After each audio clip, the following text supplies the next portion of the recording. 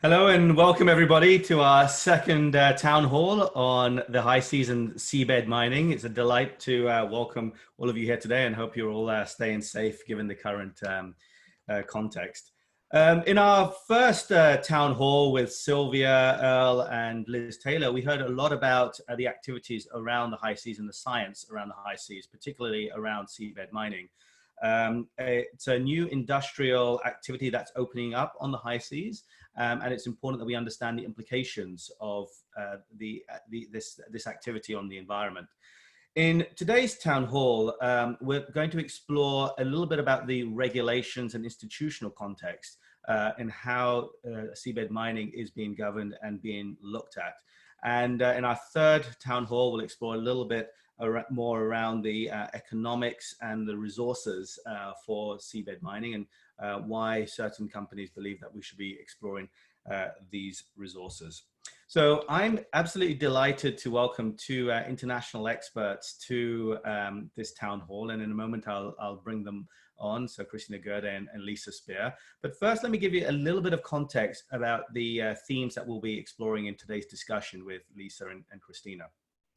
So first, we'll be exploring the high seas. The high seas are this area in blue highlighted in this map that covers 45% of the world's surface, over 60% of the world's living area if you take the depth as well.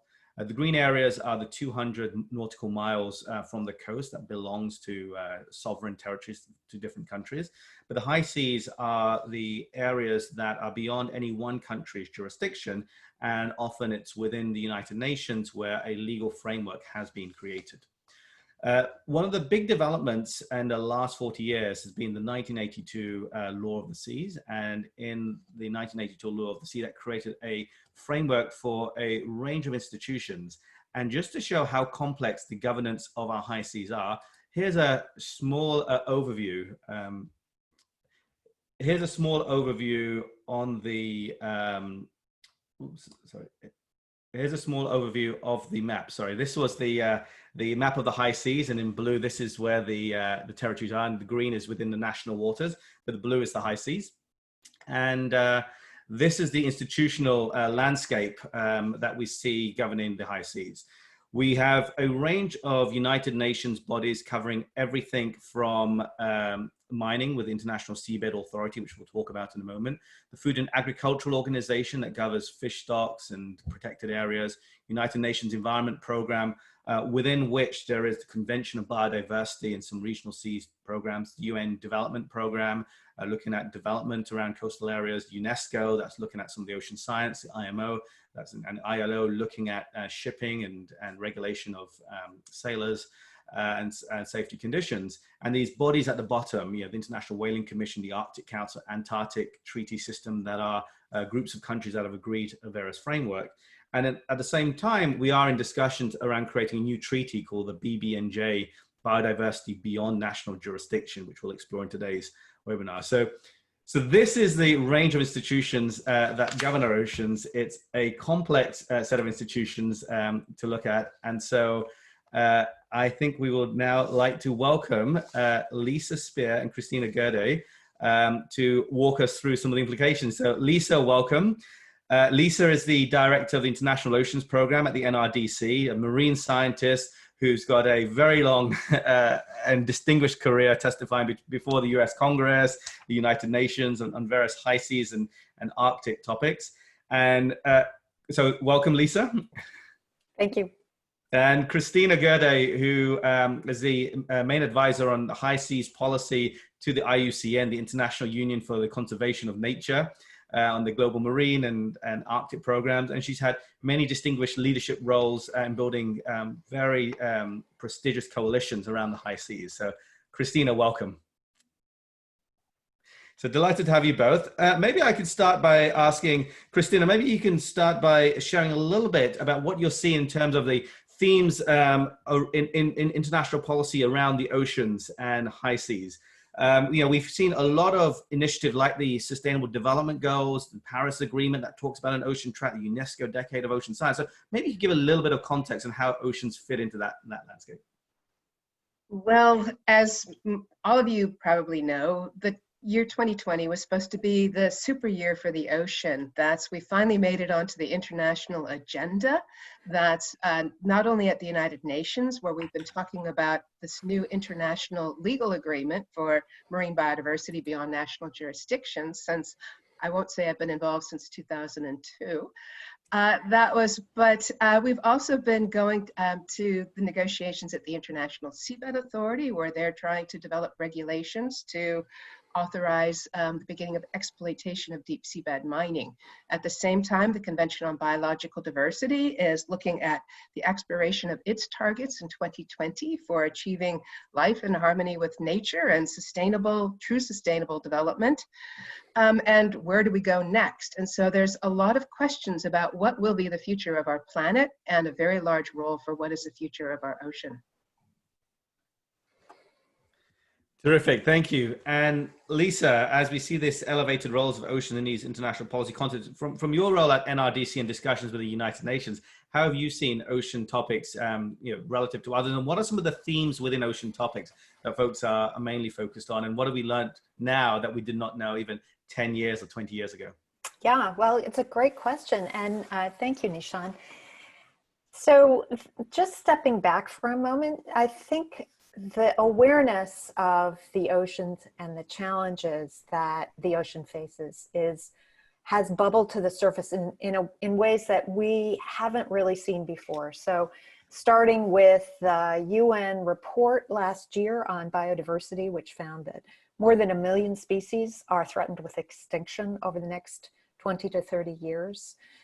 Many of those are in the ocean. The IPCC report on the ocean came out in September. That was written by the scientists that make up the IPCC. And it's been a drumbeat of bad news for the ocean. And stepping back and looking at the plethora of stresses, it really does point to the urgency of this super year for the ocean. We have driven fish stocks around the world to levels of depletion we've never seen before. There's massive dead zones, nutrient pollution, plastic pollution, chemical pollution, noise pollution, and then in addition to a whole range of other impacts related to climate change that were documented in the IPCC report.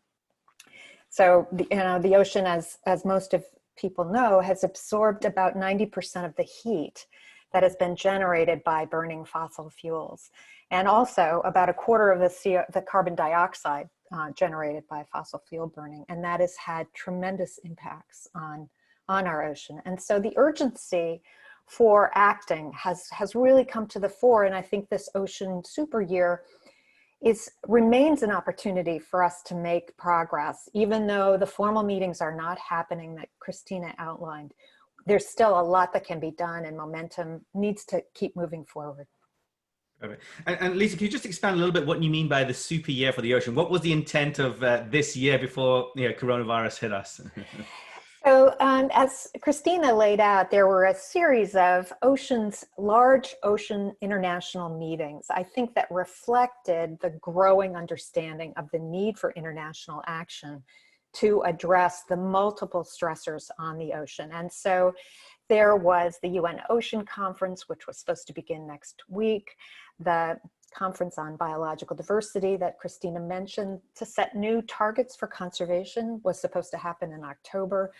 The UN Biodiversity Summit, which is supposed to happen in September, probably won't happen. So a whole series of meetings that I think, again, reflect a convergence of opinion among policymakers, academics, scientists, NGOs from around the world that the time for action is really now. Terrific. And so, Kristina, in a moment, I'll ask you to talk a little bit about one of these institutions that we're talking through today. I think I understand that the previous slide did not show, so hopefully you can see this now. So what we're talking about is going to be mainly around the high seas. So here in blue is the high seas that we will be talking about, and that's some of the summits that Lisa had just mentioned. So Kristina, one of the big decisions this year will be taken by the International Seabed Authority, which is this institution over here, within this larger landscape. And they're going to be taking some decisions on whether to allow commercial seabed mining, moving from exploration to exploitation. Could you give a little bit of context on who is the International Seabed Authority, why were they created, and a little bit about the implications of this decision that they're about to take? Well, thank you. And let me back up a little bit to 1982, in fact, when the world negotiated and concluded the United Nations Convention on the Law of the Sea. The revolutionary part of this UN convention was that it designated the seabed area beyond national jurisdiction and its mineral resources as the common heritage of mankind. This means it belongs to no one, but is the responsibility of the states parties to the Law of the Sea Convention to manage on behalf of humankind as a whole. This conveys a sort of trusteeship responsibility on these states attending these meetings to operate in business unusual, and many times we're just driven by short-term self-interest. And this is supposed to be setting the framework that's going to be providing capacity building to developing countries, a source of revenue to developing countries, scientific research that we all benefit from, as well as access to new minerals. But what we didn't know back 40 years ago is that the seafloor that was assumed to be dark, distant, and basically dead is in fact an oasis of life. It's an oasis of everything that lives atop the mineral resources that we're now interested in. The manganese nodules themselves provide habitat for little octopuses. And the hydrothermal vents that are in fact the new forms of energy that support ecosystems that we're now looking for on alien planets. So we have this legal regime that was established in 1982 that was supposed to be for the benefit of humankind as a whole, and a new ecosystem, new knowledge about the ecosystem. So for the past 5 years, there's been growing commercial interest in potential exploitation of the mineral resources there. At the same time, we have increasing knowledge about the vulnerability of the deep sea. There have been research projects in the US, research projects in Europe, and an obligation of the contractors to actually research the potential area where they would like to go. The problem is this exploitation code is a complicated beast, and it requires knowledge about how we can actually ensure effective protection of the marine environment. This is something that the negotiators of the Law of the Sea Convention very wisely put as the center point of the Law of the Sea Convention. And so now at the International Seabed Authority, governments are grappling with whether you can in fact mine consistent with this obligation to ensure effective protection. There had been a push for this deadline of 2020 that we're going to adopt the exploitation regulations, but I think there's now the recognition that we really don't know enough to open up the doors to a new industrial exploitation of the sea floor. So I think we're going to be seeing much more scientific exploration. We're going to be seeing a call for further workshops and international engagement in these questions surrounding seabed mining. So I don't think we're on the verge of let it go in 2020, but we really do need to know before we go. Right, and we just heard yesterday that a vote that was scheduled for July has been postponed till October, and so we're depending on what would be presented at the October meeting. But maybe you could just help us understand who the ISA is. I know that there is a ISA assembly with 167 members. There is a council with 36 members. There's a legal and technical commission with 30 members and something called the enterprise. So maybe you could just quickly walk through those 4 institutions just so we have an understanding of who's making these decisions here. Well, the Assembly consists of all the states parties to the Law of the Sea Convention. Most of the power actually resides in the Legal and Technical Commission of 30 independent experts and in the Council, which are 36 states who are supposed to be representing an array of interests, from those who have invested the largest amount in deep seabed mining, those who are the largest importers of deep sea minerals, and those who are the largest exporters of deep seabed minerals. The Legal and Technical Commission, with their 30 independent experts, have the power to make the recommendations to approve applications for deep seabed mining. And this is where the money really hits the road, is that their recommendations for approval of these applications, that yes, they have to show they've done environmental baselines, they have to show they have the technical feasibility. But these meetings, the legal and technical commissions, still take place behind closed doors. There's no observer access into these meetings. And when they're now dealing with issues of critical concern for humankind as a whole, we need to know that there is sufficient information to make an informed decision. So the structure of the International Seabed Authority was developed in 1982, slightly modified in the 1994 agreement, but it's reflective of so-called 20th century environmental or extraction management, and it has not kept up with the times. Terrific, thank you. And just a reminder to those on the call, on the town hall, if you want to send questions, please post the questions. We'll be looking and taking questions as we come through. So Lisa, based on that and what Kristina talked about in terms of 20th century philosophies or value systems and also management tools, what is your sense on how these mining operations will be monitored? Is there capabilities within the ISA? And what are you seeing with other treaties that have emerged? There is a big treaty right now called the High Seas Treaty of Biodiversity Beyond National Jurisdiction that has an overlap between environmental protection on one side and the extraction of the ISA. So maybe you can talk a little bit about the ISA's ability to monitor what the impact of operations, and a little bit about the implications of the BBNJ treaty. Yeah, so you really highlighted, Nishan, the diversity of instruments that apply in the area beyond national jurisdiction. So there's one set of rules for fisheries, there's another set of rules for shipping, there's a third set of rules for seabed mining, et cetera, et cetera. And all of these different regimes are not consistent with each other. Sometimes they conflict.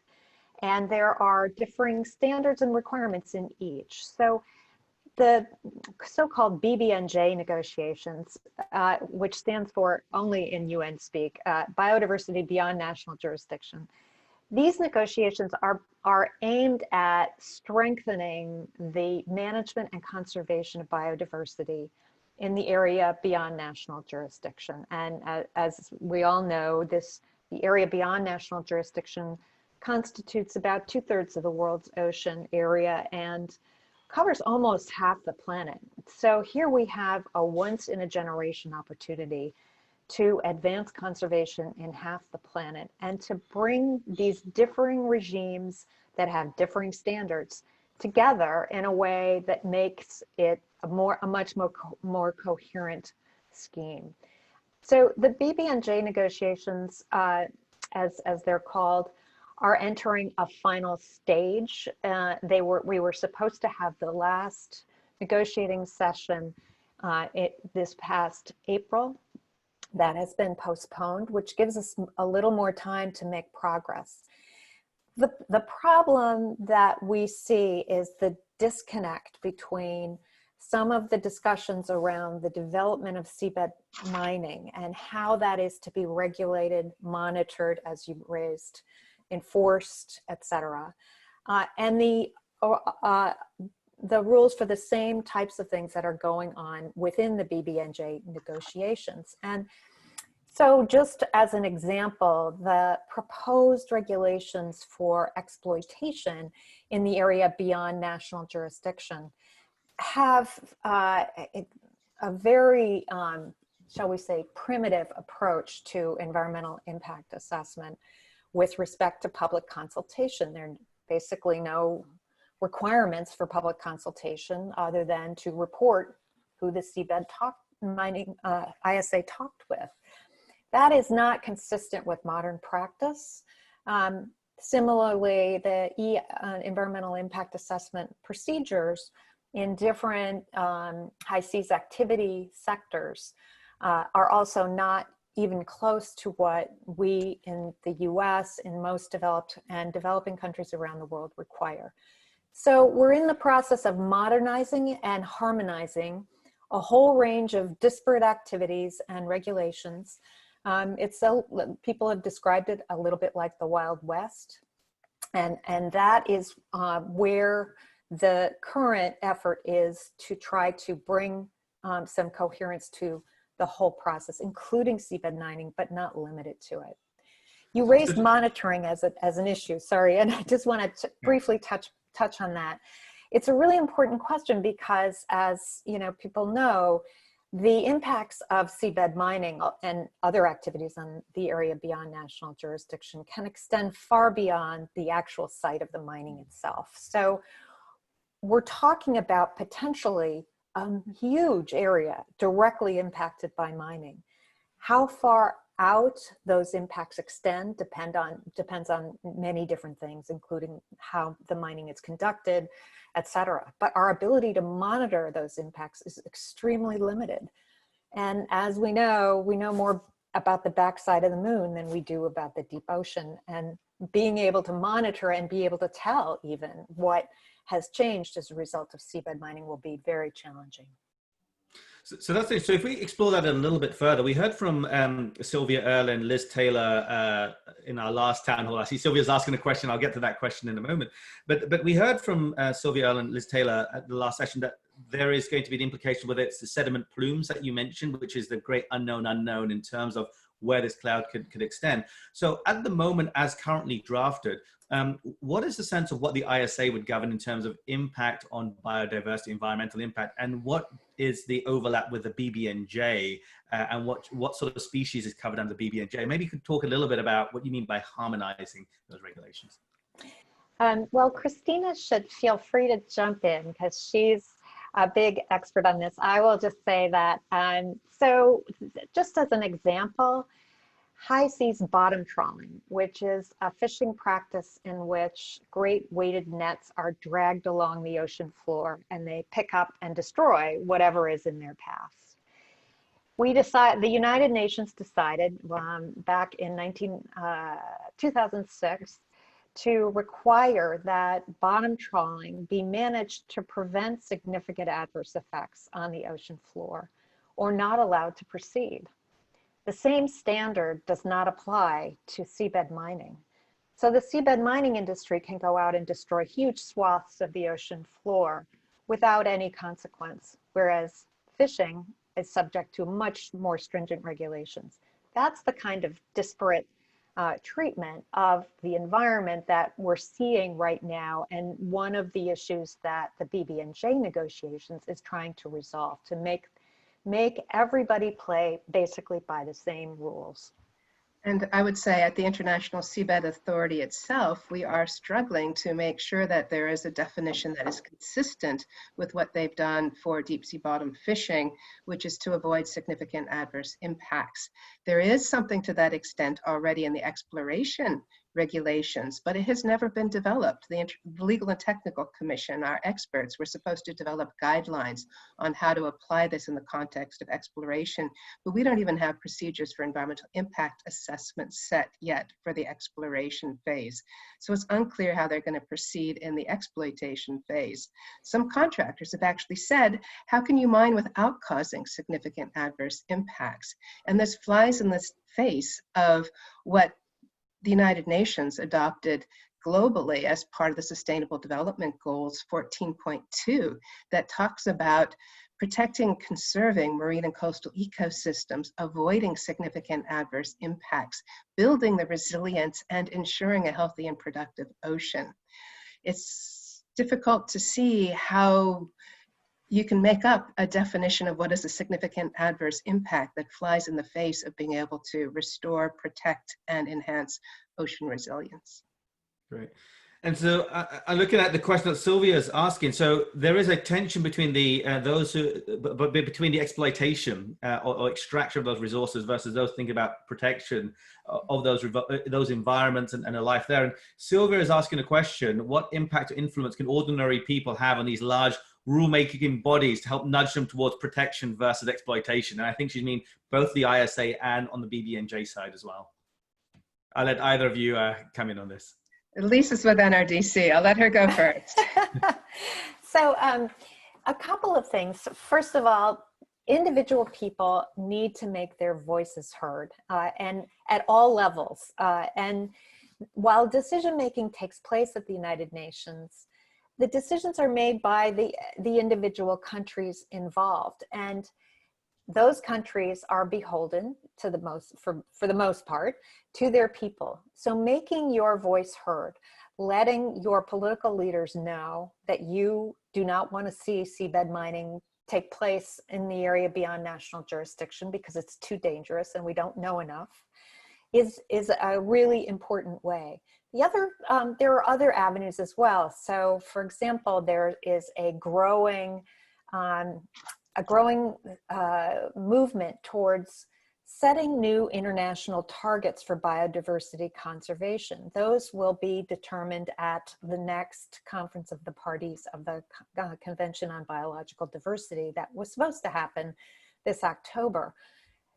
Pressing governments to take strong action to set new important targets and much more aggressive targets can be a very important way to go forward. One of the most important efforts along these lines is an effort by a number of countries, NGOs, scientists from around the world to promote the full or high protection of at least 30% of the ocean by 2030. This concept of 30 by 30, it needs to be informed by science. You want to protect areas that are biodiverse, that are rich in species, that serve important functions, and not just areas that don't have any minerals in them or don't have any fish in them, which is what we've seen a lot of in the past. So a new international goal of protecting 30 by 30 would really be take the ocean a step forward, as will a strong BBNJ treaty that will manage in a much more robust way activities outside those protected areas. Kristina. And just because IUCN is greatly involved in these discussions, I would say one of the events that's been postponed has been the IUCN World Conservation Congress that was scheduled to go on in June of this year, has now been postponed until January 2021. The opportunity there is for members of NGOs, from NRDC to Greenpeace to World Wildlife Fund, to make sure that the leaders of those countries are aware that there is a motion that's going to be discussed and potentially adopted at the World Conservation Congress that's directly focused on deep seabed mining, trying to set forth some parameters for deep sea mining as it proceeds. And the importance of those resolutions is they both help to direct the IUCN Global Marine and Polar Program onto how they conduct themselves at the International Seabed Authority, but also there are many state governments who are part of IUCN as well. There's 200 plus state members, as well as over 850 NGOs who are members of IUCN. So this is like a world conservation party, if you will, in Marseille in January, where people come together to really talk about the key issues of the day. There's going to be public forum as well as these real debate forum to talk about how we want the future of our planet to go. And I would say a big topic there is really nature-based solutions, and how can we help to restore the resilience of our ocean through protected areas, through ensuring that activities are in fact sustainable. So this is an event that happens once every 4 years. And so that's, so it really is an Olympic. And maybe the last one, and I'll come to some of the questions that I'm seeing emerge over here. It sounds as if there's a little bit of the cart before the horse here. If it sounds like we're trying to push forwards exploitation frameworks at one particular body, the ISA, and yet at the same time in parallel we're developing various environmental standards in other bodies, whether it's the CBD process you mentioned, the WCC, the World Conservation Congress, or the BBNJ negotiations, even the Paris Agreement that talks a little bit about deoxygenation of the ocean. Maybe just a last piece before we turn to questions on the sequencing. Does it make sense, or should we be prudent here to wait for these environmental standards to be put in place before developing the exploitation frameworks, or are things fine as they are progressing right now, and you expect that there'll be a seeming resolution there? Lisa first. Okay, so our view is that seabed mining ought not to take place, period. It is not, we don't need the minerals. We don't need to further add to the incredible weight and burden of human activities that are already having a very significant effect on the ocean from a variety of standpoints. It's clear that we have to take action to protect the ocean and not to further damage and destroy important habitats and marine biodiversity. So that we come from that perspective. I think the key thing is in the BB&J negotiations, I sometimes think of it as an analogy here in the United States. So we, on federal land, on public land, we don't have the fishing industry setting the rules for fishing and the mining industry setting the rules for mining or their representatives. We don't have different sets of rules that govern the different types of activities on public land. All activities have to achieve the same objective, which is conservation and wise management. And that is actually articulated in fairly significant detail. So we're trying to get a more comprehensive regime that brings together all these different activities and subjects them to the same types of requirements so that we can ensure that the environment is protected and that certain sectors aren't disadvantaged by the activities of other sectors. So Kristina, I'm sure you have thoughts on this too. Well, I would agree. I mean, inside the International Seabed Authority, there is a renewed focus on developing environmental standards and thresholds. The challenge is we really don't know enough about the deep sea in order to set any type of coherent or logical standards. And it's sort of not a place you want to go into blindly, where you just sort of go, oops, we better adjust the standard now, because the first impact, the first cut, it's not a cut by death by 1,000 knives. It's basically cut by one tractor trailer that goes through, or by a caterpillar tractor through a rainforest, as Sylvia would say. And so we don't want different standards for environmental protection to be developed by the International Seabed Authority, and yet another set of standards applied by the deep sea bottom fishing industry that may, when both of these standards may in fact impact the ability of the regional fisheries management organizations to actually ensure a safe and healthy supply of fishery resources. We've got so many activities out there where they are starting to collide with one another, as well as our norms of human health, as well as environmental security. Great.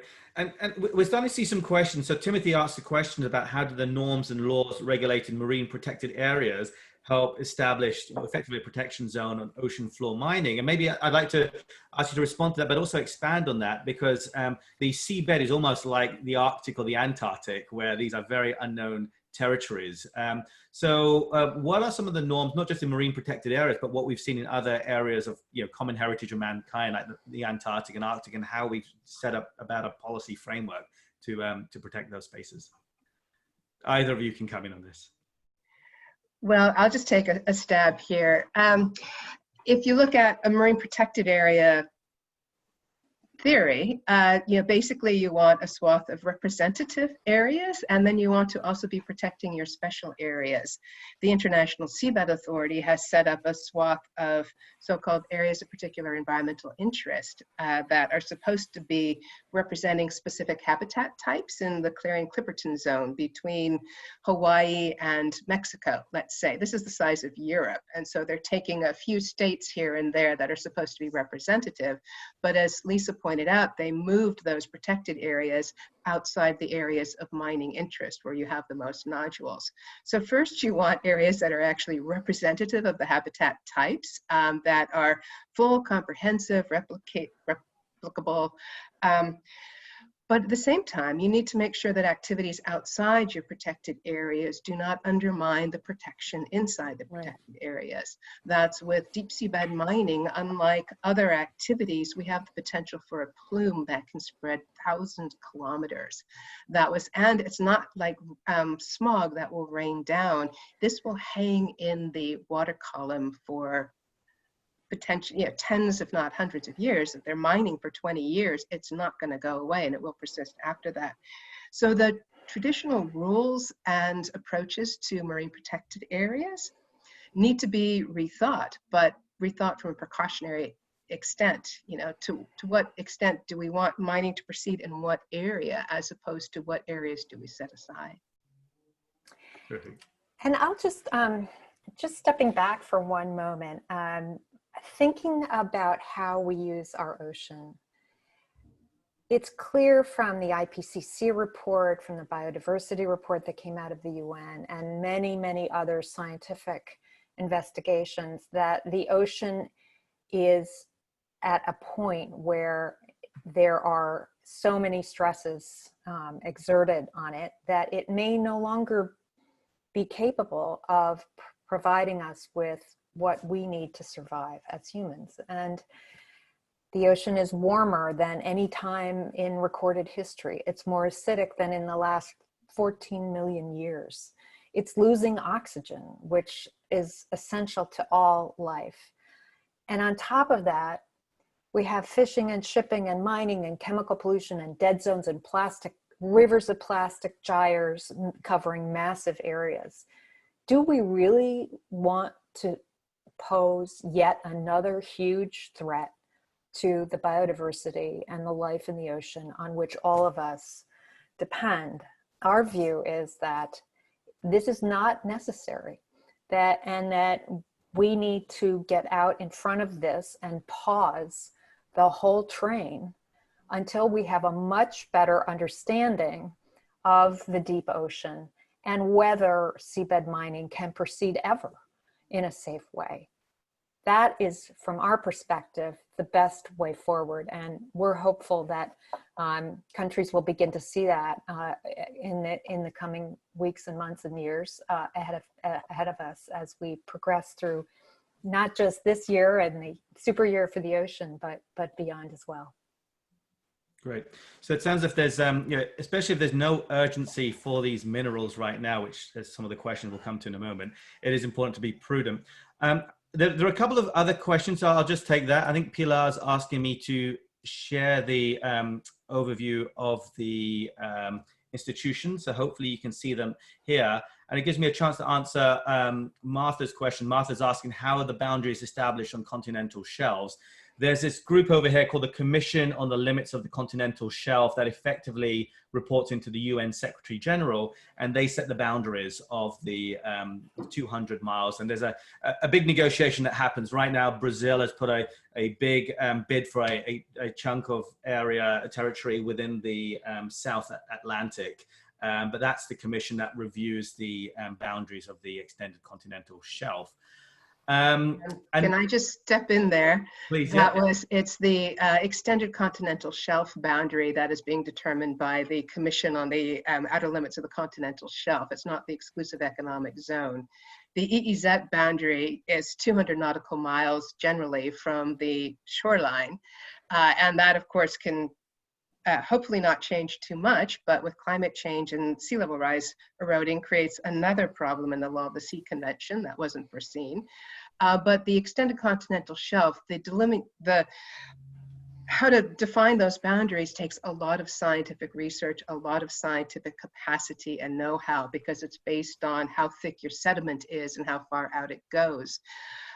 Same requirements for deep seabed mining. We have to understand what is actually out there and how it functions and what its gradients are and what lives there before it goes. So it really highlights the whole need for a much better understanding of the ocean seafloor, as well as the huge array of life that lives between the seafloor and the 4,000 to 8,000 meters above. Terrific. Thank you for that and the depth of science. And that brings me to Lam Jahao's question, which he asks about how are decisions being taken at the ISA. Effectively, his question is, should the decision to begin seabed mining depend on the availability of metals from land and their price on the world market? So not just on the ocean sector in themselves. So maybe Kristina first, what is your sense on how the ISA should be taking decisions? Should we be looking at the availability of metals on land as well? Well, I think that's a difficult question. That's, I mean, the decisions at the International Seabed Authority should be taken on behalf of all of humankind, which also includes those who are producing metals on land. We also need to be looking into how we can clean up the metal supply on land. We don't want the decisions to be taken only on behalf of the industry who stands to gain. The whole promise behind the International Seabed Authority and the common heritage of mankind was that all states would benefit and developing countries would actually benefit financially and economically. But at the current rates that the mining companies seem to want to be able to pay, nobody's really going to see a penny. And all we're going to all share are the losses that are left behind for generations to come.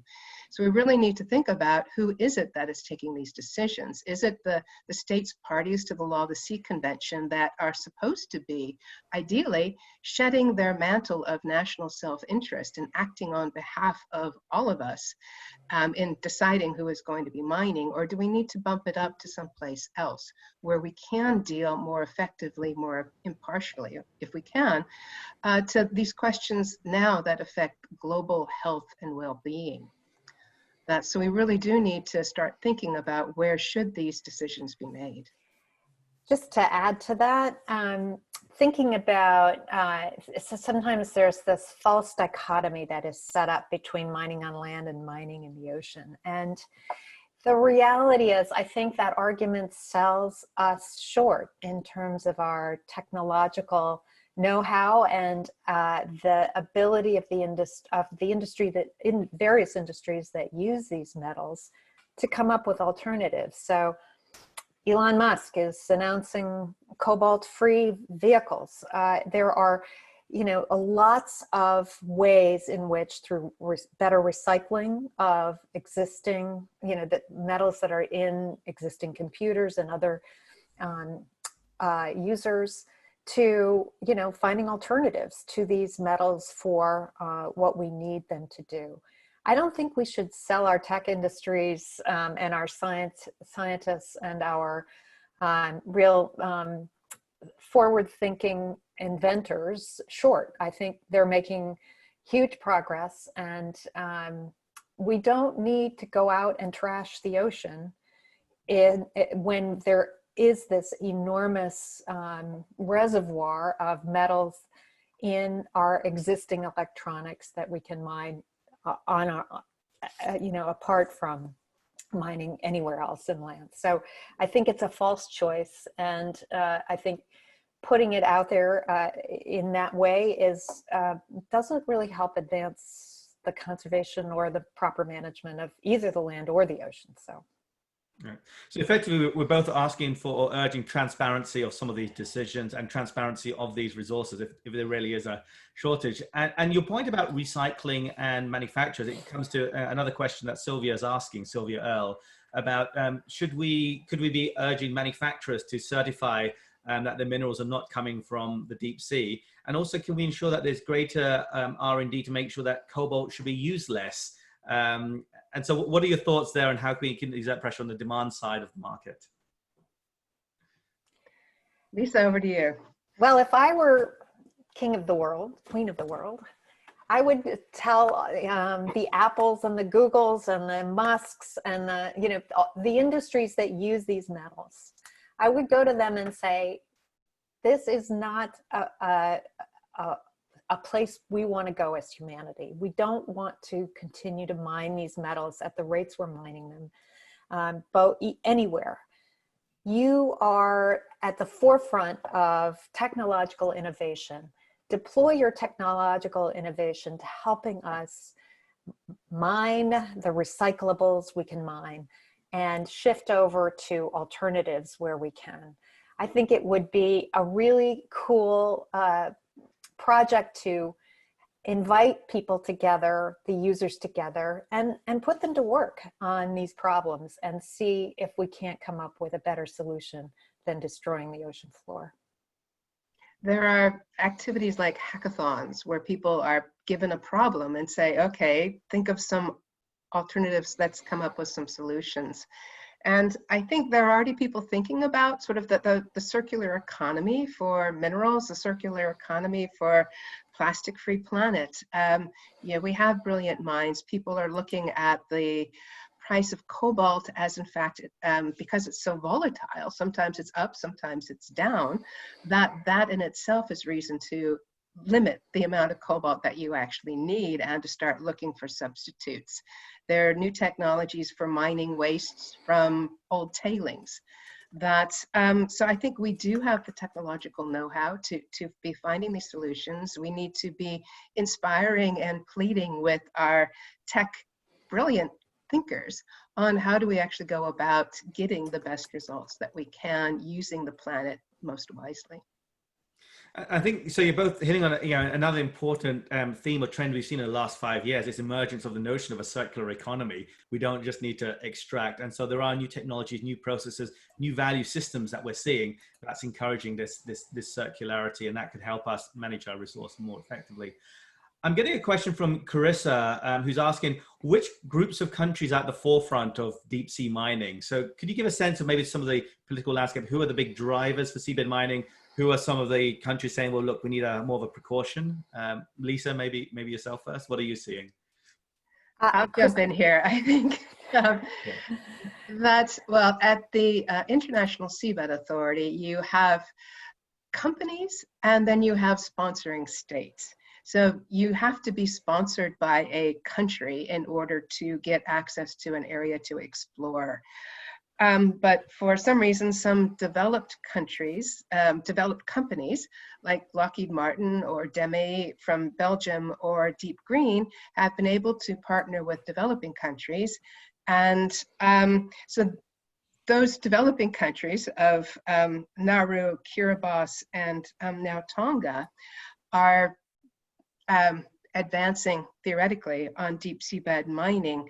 But the serious investigators are coming out of Germany and the rest of the European Union, where they have been putting money into deep sea scientific research as well as clean production technologies.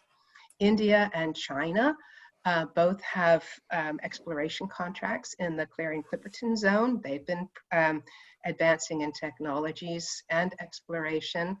Russia has some areas of exploration they've been advancing.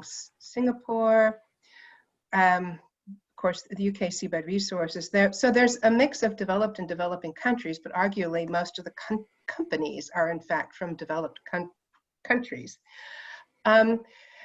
The leaders, I mean, I think it's too early to say how the political spectrum is going to align itself, but I think it's those countries that don't, that care about the ocean, who care about the marine environment, are not going to be the first ones to be putting their hand out to start seabed mining. And so we really need to think about what are the drivers for seabed mining. Is it just simply to say, I have a geopolitical interest in a continued supply for 50 years, or is it because we just want to go out and make a profit over the next 10 years? Got it.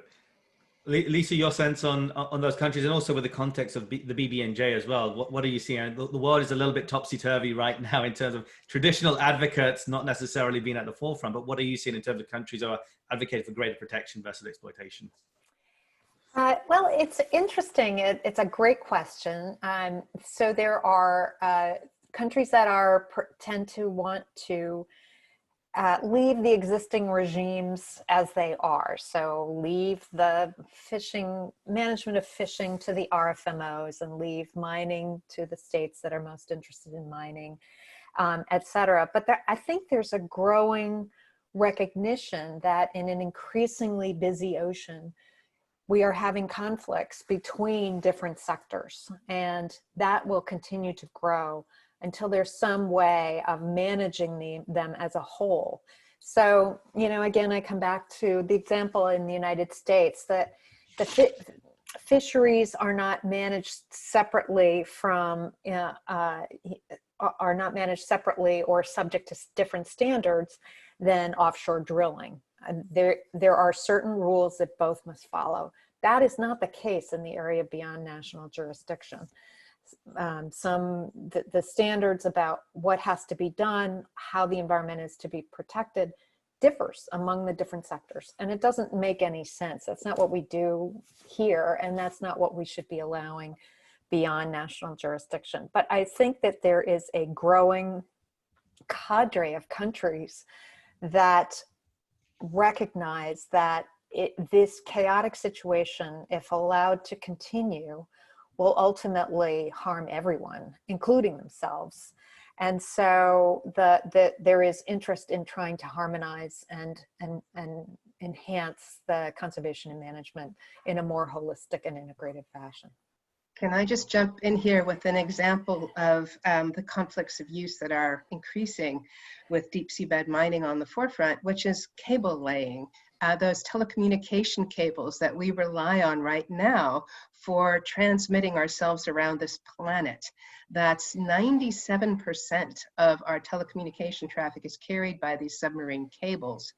And they're, of course, planning more. Well, these need to be sustainable, but areas of seabed mining are now, exploration contracts are going atop some of the most logical routes for cables. A cable is the size of a garden hose. A seabed mining plot is the size of 75,000 square kilometers. So if you're looking at, what do we value more? How are we enriching our planet more at this point in time? Is this by being able to see you and practically touch you on these hard screens? Or is it somehow having the screen be made by something that's not already recycled and reused? Great.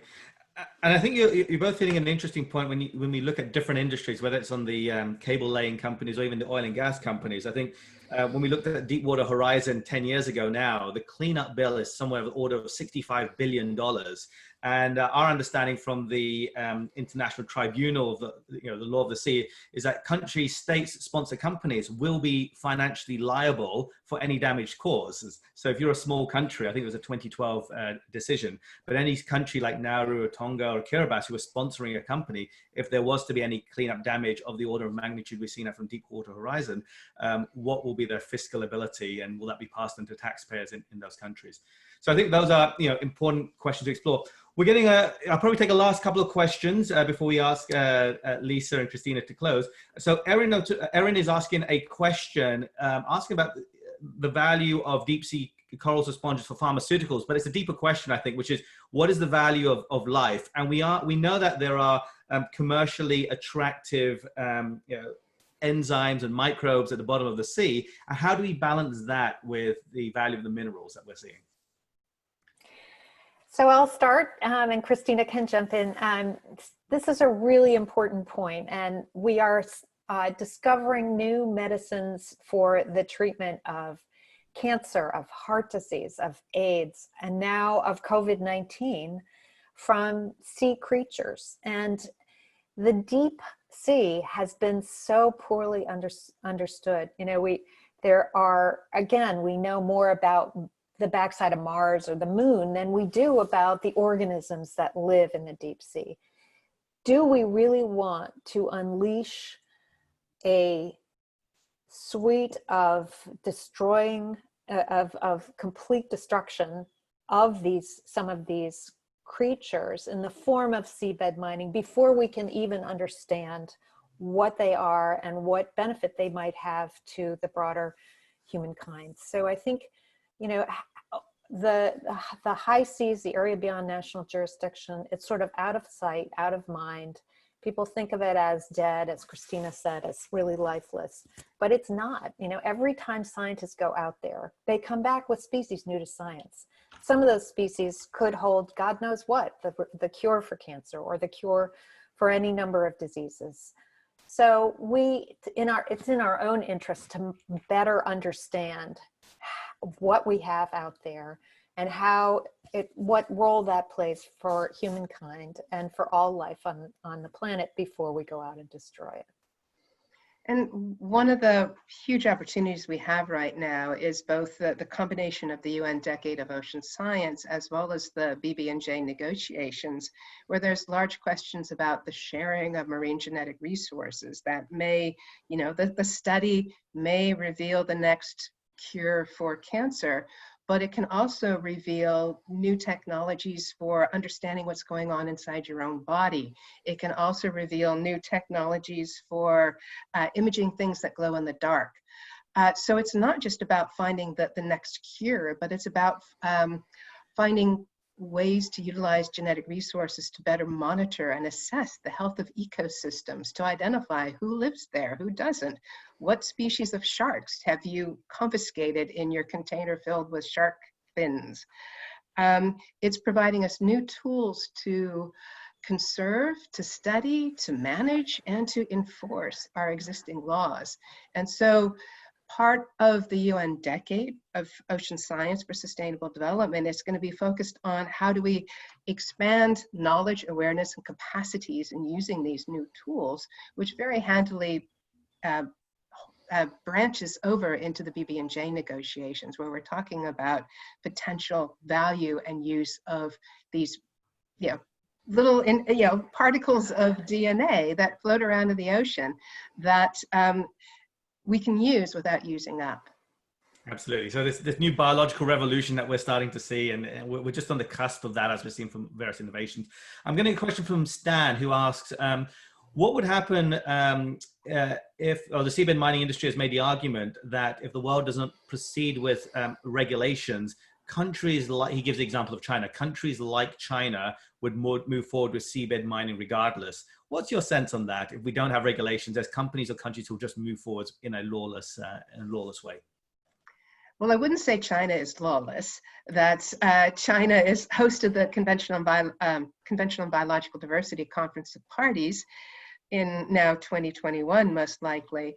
I think there's a sense of responsibility, a sense of restraint that the global community does value, particularly as embodied by the Law of the Sea Convention. The United States is not a party to the Law of the Sea Convention, but yet it is one of the most firm supporters of the norms, freedoms, and rights and responsibilities that are part of the Law of the Sea Convention. So I don't think the whole thing would dissolve. The Law of the Sea Convention already puts forward some pretty stringent norms and requirements, like national laws are supposed to be no less effective than those adopted at the international level.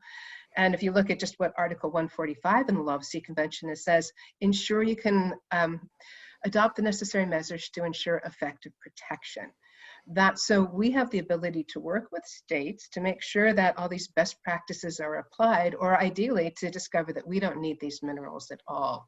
And we have yet to see most extractive regimes that actually bring back true benefits to the countries that need them most.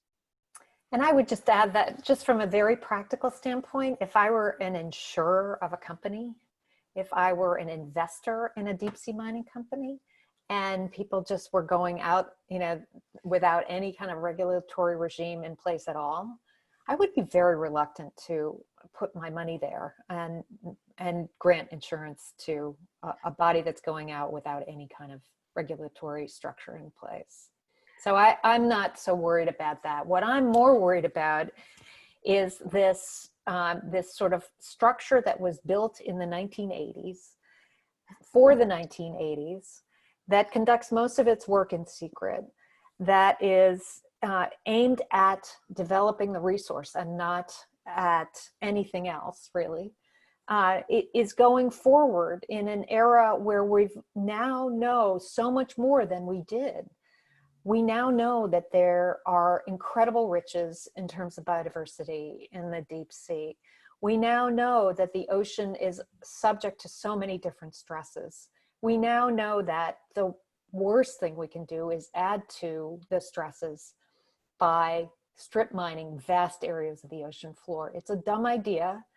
It's an idea that was okay maybe in 1982, but here we are in 2020. And I think, we ought to just look at this idea and say, sorry, it's no longer appropriate.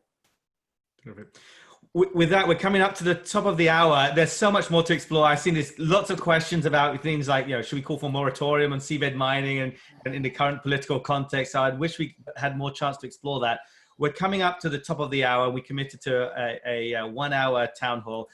Lisa, Kristina, I'd love to invite you back again to explore some of these topics even further. I know you'll be available for other questions, but with that, let me draw today's discussion to a close. Lisa, Kristina, thank you very much. And please join us for our next town hall. Thank you. Thank you. Thank you.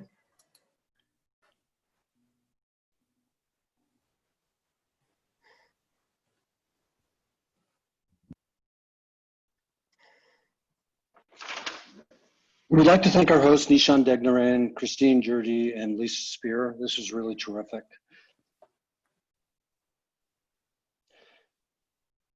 This town hall was brought to you by Ocean Elders and Medley Media. And for those of you who haven't missed it or would like to share it forward, a recording will be available on the Ocean Elders YouTube channel shortly. We'd also like to encourage all of you to join our upcoming town hall in June, but note that the town hall scheduled for next week has been postponed due to the rescheduling of the ISA meeting from July to September.